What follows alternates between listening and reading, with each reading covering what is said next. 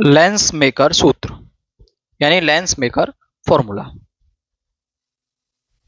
ये डेरिवेशन है आपका 1/f is equal to n l upon n a minus 1 is equal to 1/r1 minus 1/r2। इसको हमें proof करना है। इसके लिए इससे पिछले वाला वीडियो आपको देख कर आना चाहिए या आपसे आना चाहिए आपने क्लास में स्कूल में जहां भी पढ़ा हो कि किसी भी गोली पृष्ठ से अपवर्तन का सूत्र क्या होता है। देखो हमने यहां एक लेंस बनाया है, ये एक उत्तल लेंस है। यहां सबसे पहले एक रेज स्टार्ट करते हैं हम, ओ से स्टार्ट होती है और यहां आने पर क्योंकि अब हम दो पृष्ठों से देखेंगे कि पहले ये वाला जो पृष्ठ है इसकी रेडियस आपकी r1 मानी हुई है हमने, दूसरा पृष्ठ है उसकी रेडियस r2 मानी हुई है। तो पहले पृष्ठ से जैसे ही अपवर्तन होता तो वो अवलंब की ओर बेंड हो जाती। तो अवलंब कौन सा आपका, ये पहले पृष्ठ पे सॉरी ये नहीं है, पहले पृष्ठ से अवलंब ये वाला होगा, ये रेज आई हुई है तो अवलंब की ओर झुक जाती है। तो पहले तो ये वाला रहा इस सरफेस से, इसके बाद ये वाली जो रेज है ये अब दूसरे पृष्ठ पर आकर गिरेगी और यहां सघन से विरल में जाएगी। तो फिर क्या होगा, अब बाहर निकलते समय अवलंब से दूर हट जाएगी, अवलंब इसका इधर से गिरेगा। तो अवलंब से दूर जाने का मतलब नीचे की तरफ और बेंड होगी और ये कहां से निकलेगी, ये आपकी निकली हुई है। इसको बैंगनी कलर से मैंने बनाया हुआ है कि पहले जाएगी, इसके बाद ये नीचे की तरफ बेंड होगी विरल से सघन में जाने पर, फिर सघन से विरल में जाने पर नीचे और ज्यादा बेंड हो जाएगी, इसकी इमेज यहां बनेगी। तो पहले पृष्ठ के कारण इसकी इमेज यहां बननी चाहिए, मैंने इसको आई डैश से डिनोट किया है, और उसके बाद इसकी इमेज यहां बननी चाहिए। ओके, सभी दूरियां आपके प्रकाशिक केंद्र सी से नापी जाएंगी। सी आपका प्रकाशिक केंद्र है, ओ वस्तु है तो ये वाली दूरी आपकी यू हो गई। पहले पृष्ठ से पहले प्रतिबिंब की दूरी v1 मान लिया, v डैश मान ली है, और फाइनली जो डिस्टेंस है वो आपकी v हो गई है। देखो ये बनाया कैसे गया होगा, एक आपका ये वाला गोला है और एक आपका दूसरा गोला है।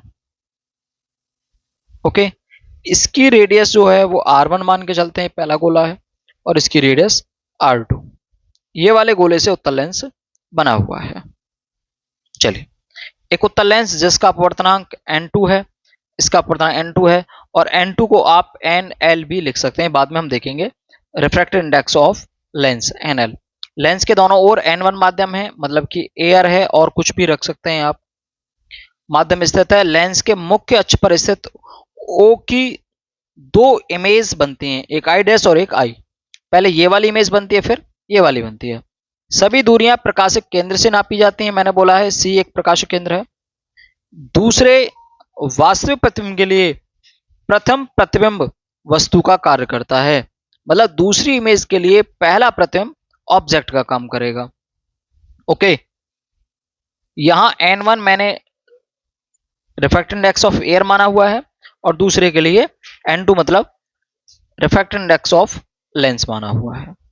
अब देखो OC इज इक्वल टू ये वाला माइनस यू, CI ये वाली डिस्टेंस CI V हो गई, लिखा हुआ है, और CI डैश मतलब यहां से यहां तक की दूरी ये V डैश मानी हुई है।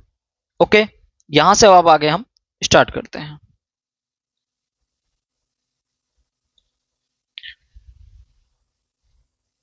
प्रथम पृष्ठ से अपवर्तन के लिए सूत्र हम पीछे बना चुके हैं, मैंने बोला कि आप ये पीछे भी देख सकते हैं। अच्छा, इस वाली वीडियो की या इस डेरिवेशन की लिंक मैं डिस्क्रिप्शन में डाल दूंगा, आप वहां जाके देख लेना, ठीक है। अच्छा, अगर आप कोई भी वीडियो सर्च करना चाहते हैं तो उस वीडियो यानी उसका टाइटल डालें और साथ में डालें बाय किंगो स्कूल, आपको वो वीडियो मिल जाएगी। अगर आप उसे मेरे हिसाब से या मेरे अकॉर्डिंग उसे समझना चाहते हैं, मेरे द्वारा समझना चाहते हैं, बाकी तो हर एक लेक्चर की बहुत सारी वीडियो यूट्यूब पर अवेलेबल है। इसका फॉर्मूला है n2 minus n1 upon r is equal to n2 upon v minus n one upon u. इस फॉर्मूले को हमें यूज करना है। कब? पहले इस वाले पृष्ठ के लिए, इस वाले पृष्ठ के लिए आपको यूज करना है। यहां से इसको भेजा है हमने। तो पहले विरल से सघन में जा रही है, पहला मीडियम n1 और दूसरा मीडियम n2। तो ये लिख के चलेंगे हम। n2 मैंने nl माना है, तो nl माइनस na बटे r। r पहले के लिए क्या है? r1। भाई पहले पृष्ठ के लिए आप करना चाह रहे हो इसके लिए, तो इसकी डिस्टेंस क्या मानी हुई है मैंने? रेडियस r1 मानी हुई है। आगे इज इक्वल टू n2 मतलब nl अपॉन v। तो पहले कौन सी इमेज बन रही है? इसके द्वारा जो इमेज बन रही है पहले वो बन रही है आपकी यहां से ये वाली सीधी, मतलब i डैश। तो i डैश के लिए डिस्टेंस v डैश। तो ये v डैश माइनस n1 में यानी कि na बाई u। इसके लिए u तो u ही रहेगा पहले लेंस के लिए। इक्वेशन बनाओ फर्स्ट। इसके बाद दूसरे उसके लिए, प्रथम पृष्ठ के लिए, इस वाले पृष्ठ के लिए, इसके लिए आपको u, मैंने बोला दूसरे प्रतिबिंब के लिए पहला वस्तु का काम करता है। इस वाले पृष्ठ के लिए u कौन सा होगा? u होगा ये v डैश। पहला प्रतिबिंब दूसरे के लिए वस्तु का काम करता है और प्रतिबिंब होगा ये। ओके, तो दूसरा हम लगाएंगे n2 माइनस na। तो इस समय वो n2 minus n1 upon r is equal to n2 upon v minus n1 upon u। इसमें अब हमें पुट करना है। अब इस समय n2 देखो, अब n2 यहां n ये है, n1 है। भाई यहां से जब प्रवेश बाहर निकलेगी तो इस समय n2 na है और प्रथम लेंस का है nl है। तो n2 na minus nl divide by r2 is equal to na upon v minus nl upon u। तो मैंने बोला u के लिए क्या होगा? पहले का प्रतिबिंब वस्तु का कार्य करेगा, तो v डैश। Equation second. अब हमें क्या करना है? समीकरण फर्स्ट और समीकरण सेकंड को जोड़ना है। समीकरण फर्स्ट व समीकरण सेकंड को जोड़ने पर, तो पहले अगले वाले को अगले के साथ जोड़ लो। nl minus na upon r1 plus na minus nl upon r2 is equal to, दूसरा जोड़ो, nl upon v dash minus na upon u plus na upon v minus nl upon v dash. अब देखो यहां क्या क्या चीजें cut सकती हैं।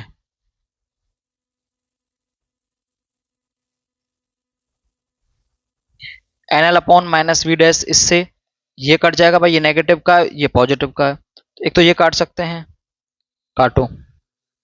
अब देखो यहां क्या काट सकते हैं, इसमें इसमें कुछ भी मत करो, आप सेम वैल्यू कॉमन ले लो, कुछ भी ले लो। हम इसमें nl माइनस na कॉमन ले लेते हैं। ये कॉमन लोगे तो यहां बचेगा 1 अपॉन r1। अच्छा यहां देखो इसमें na माइनस nl है, साइन चेंज करना है तो आप माइनस लगा दो, minus 1 upon r2 is equal to na upon v minus na upon u। Okay, अब इसको आगे करिए। मैं इसमें लिखना चाहूंगा nl minus na 1 upon R1 minus 1 upon R2 is equal to Na common लो 1 upon V minus 1 upon U।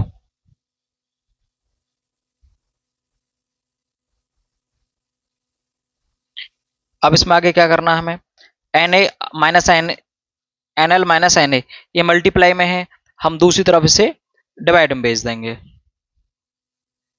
या दूसरे वाले Na को ये मल्टीप्लाई में आप इसे इसके नीचे भेज दो। चलिए हम 1 upon V minus 1 upon U is equal to NL minus Na divide by Na, और ये R1 वाला ये अंदर रह जाएगा 1 upon R1 minus 1 upon R2। Okay, अच्छा यहां से एक चीज देखिए, जब वस्तु अनंत पर हो, मतलब यहां दूसरा डेरिवेशन और प्रूफ करने वाले हैं।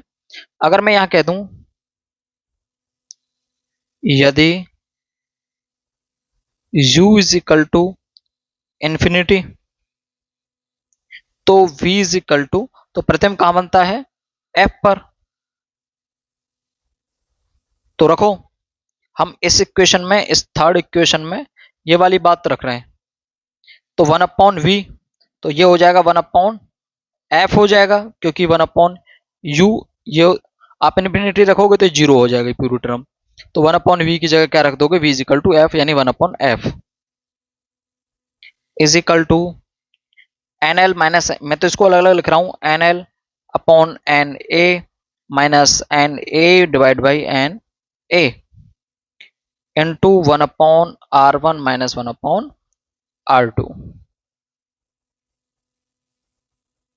अब इसमें 1 upon f is equal to nl upon na, और ये कट जाएगा, minus 1 into 1 upon R1 minus 1 upon R2। ये आपका डेरिवेशन हो गया, यही हमें प्रूफ करना था। ओके, मतलब बहुत इजी है, आपको बस वैल्यू पुट करनी चाहिए। देखो आपको कुछ भी नहीं करना था, कि पहले दो पृष्ठ हैं, पहले पृष्ठ से अपवर्तन का सूत्र और दूसरे पृष्ठ से अपवर्तन का सूत्र एक एक करके लगाया। प्रथम पृष्ठ से अपवर्तन के लिए सूत्र लगाया है हमने, और यहां लिखा नहीं है मैंने, दूसरे पृष्ठ से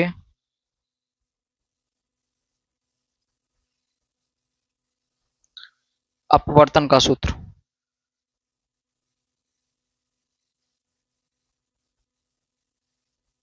ठीक है, तो फिर हमने यहां वैल्यू पुट रखी है कि कब कहां से कहां जा रही है, पहले से दूसरे में जा रही है, वही n2 माइनस n1, n2 दूसरे समय पर यहां से जब बाहर निकलेगी, यहां से जब बाहर निकलेगी तो n2 ये होगा, n2 क्या है इस समय, एयर है भाई, n1 क्या माना था हमने, एयर मानी थी, ये लेंस है और ये भी एयर है। तो इस तरह से हम वैल्यू पुट करते चले गए, समीकरण फर्स्ट और सेकंड को जोड़ दिया है, और हमारे पास फाइनली ये वैल्यू आ गई है। ओके, अच्छा यहां से एक चीज और हम प्रूफ कर सकते हैं, यहां से एक चीज और प्रूफ कर सकते हैं हम, मैं दो डेरिवेशन एक साथ क्लियर कर सकता हूं यहां से, ये मैंने यहां रख दिया। देखो अगर मैं आपसे ये कहूं कि समीकरण थर्ड, आगे बढ़ा रहा हूं, दो समीकरण एक साथ खत्म करना चाह रहा हूं, समीकरण थर्ड से और ये समीकरण फोर्थ मान लिया है,